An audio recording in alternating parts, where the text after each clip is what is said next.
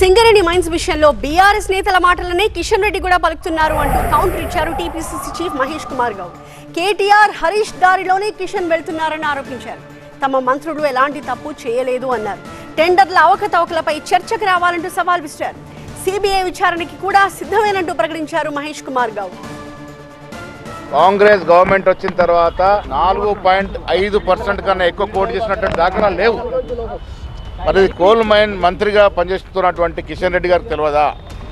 కిషన్ రెడ్డి గారు పలుకుతున్న పలుకులు బీఆర్ఎస్ పలుకులు.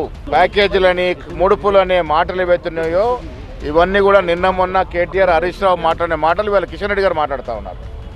కిషన్ రెడ్డి గారు ఆ మంత్రిత్వ శాఖలో ఉన్నారు. వారికి పరిపూర్ణంగా అవగాహన ఉండాలి. కాంగ్రెస్ గవర్నమెంట్ వచ్చిన తర్వాతనే టెండర్ విధానంలో, టెండర్ సిస్టంలో కొంత పారదర్శక వచ్చింది. మంత్రుల మధ్య వాటా అనే మాటే లేదు. టెండర్ల వ్యవస్థ ఉన్నప్పుడు టెండర్ ప్రక్రియలో పాల్గొన్న వాడికి వస్తుంది. కండిషన్ల విషయంలో మాట్లాడుతూ ఉన్నారు. ఆ కండిషన్లు ఏ రకంగా వచ్చాయి, ఎప్పుడు వచ్చాయి, దాన్ని కూడా వర్తం చేసుకోవాల్సిన అవసరం ఉన్నది. సిబిఐ విచారణ జరిపిస్తాం, మీరు యాక్సెప్ట్ చేయమని చెప్తున్నారు. రాష్ట్ర ప్రభుత్వం పరిధిలో ఉంటుంది, మాకు సంబంధం లేదనేది వాళ్ళ వర్షన్. వారు కోల్ మంత్రిగా ఉన్నారు కదా, వారు విచారణ జరిపించండి, తప్పేముంది. నేను ఇవాళ మార్నింగ్ కూడా చెప్పినాను. నేను హరీష్ రావు గారు, కేటీఆర్ గారు బట్టగాలు చేయడం కాదు. మీరు నిజాయితీ ఉంటే చర్చకు రండి. పోయిన 10 ఏళ్ల బీఆర్ఎస్ పాలన మీ హయాంలో జరిగిన టెండర్లు ఎన్ని, దాంట్లో ఏ రకంగా టెండర్లు జరిగాయి, ఏ రకంగా అవకతవకలు జరిగినాయి, దాని మీద చర్చించుకుందాం.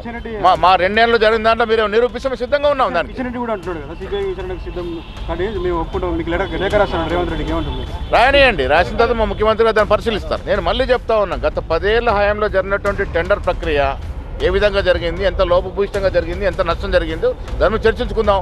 మేము జరిగిన టెండర్లో నిజంగా తప్పులు ఉంటే మీరు చర్చకు రండి, చర్చించుకుందాం. మేము మా తప్పు లేదని నిరూపించడానికి సిద్ధంగా ఉన్నాం.